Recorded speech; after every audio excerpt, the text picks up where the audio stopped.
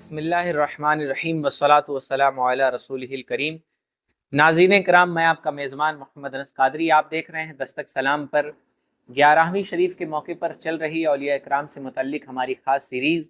آج اس کا 9واں ایپیسوڈ ہے۔ پچھلے ایپیسوڈ میں ہم حضور غوث اعظم رضی اللہ تعالیٰ عنہ کے نام، نسب اور کسب علم کے بارے میں معلومات حاصل کر چکے ہیں۔ آج انشاءاللہ تعالیٰ ہم حضور غوث اعظم نے مسند تدریس پر، یعنی بحیثیت ٹیچر کس طرح جلوہ بر ہوئے اور اسے رونق بخشی، اس بارے میں کچھ معلومات آپ تک پہنچانے کی کوشش کریں گے۔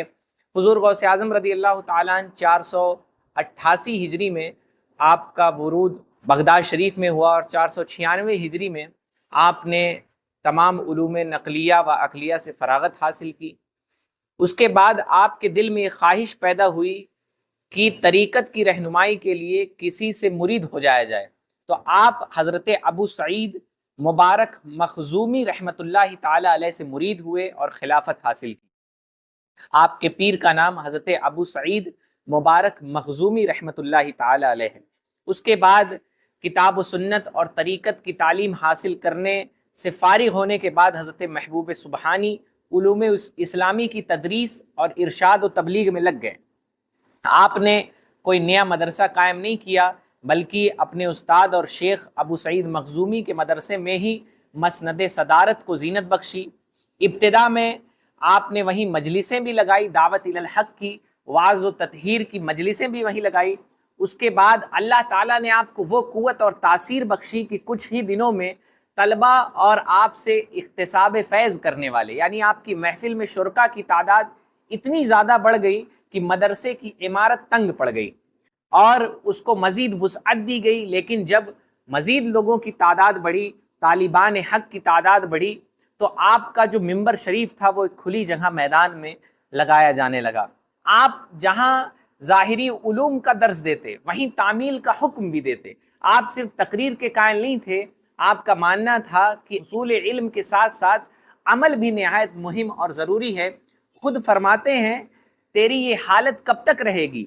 کب تک علم حاصل کرے گا اور عمل نہیں کرے گا؟ علم کی کتاب تہ کر اور اخلاص کے ساتھ عمل کرنے کی کتاب کھول، ورنہ تیرے لیے فلاح یعنی کامیابی نہیں۔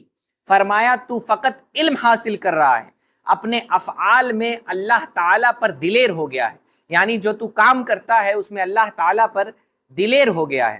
فرمایا، تو نے اپنی آنکھوں سے حیا کی چادر ہٹا دی ہے اور حق تعالیٰ کو اپنی طرف دیکھنے والوں میں سب سے کمتر سمجھ لیا ہے، یعنی اللہ تعالیٰ ہمیں ہر وقت دیکھ رہا ہے، یہ یقین ہے ہمارا، لیکن حضور غوث اعظم فرماتے ہیں کہ کیا تو نے حق تعالیٰ کو اپنی طرف دیکھنے والوں میں سب سے کمتر سمجھ رکھا ہے کہ سب کے سامنے گناہ کرتے ہوئے شرماتا ہے، لوگوں کے سامنے گناہ نہیں کرتا مگر اس پروردگار کے سامنے نہیں شرماتا۔ تو حضور غوث اعظم رضی اللہ تعالیٰ عنہ جہاں علوم اسلامی کی تدریس کرتے، وہیں لوگوں کو عمل پر بھی ابھارتے، اور آپ کی واعظ و نصیحت کی جو محفلیں ہوتی اس میں اولیاء، انبیاء، یہاں تک کہ خود روایتوں میں آتا ہے حضور علیہ الصلاۃ والسلام، ہمارے آقا نبی پاک صلی اللہ تعالی علیہ وآلہ وسلم کی پاک روح بھی آپ کی محفل مبارک میں آپ کی تائید کے لیے آیا کرتی۔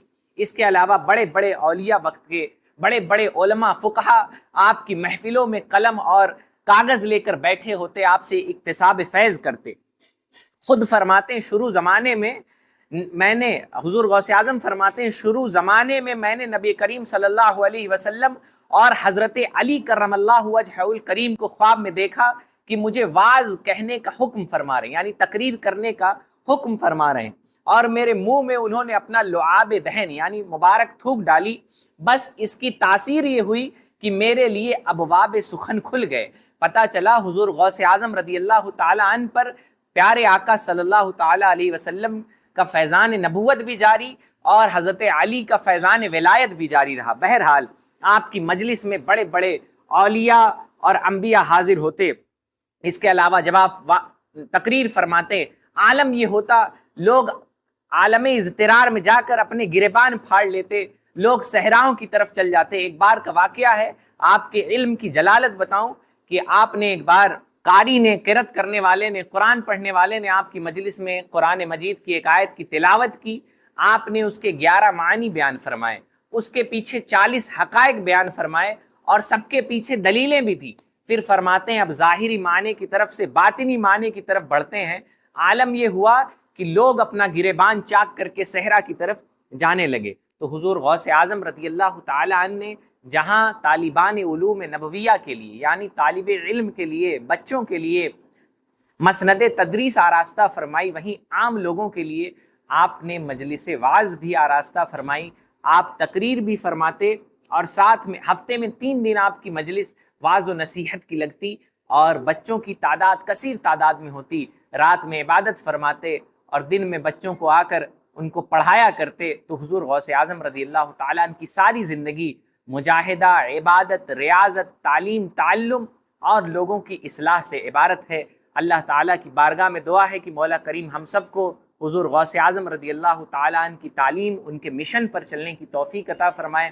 امید کرتے ہیں کہ ہماری یہ سیریز آپ پسند کر رہے ہوں گے۔ کمنٹ باکس میں اپنی قیمتی آراء اور اپنی محبتوں سے ہمیں نوازتے رہیں۔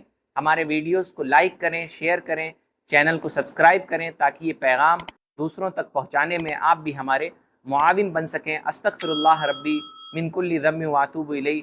محمد انس قادری، دستک سلام، گورکھپور۔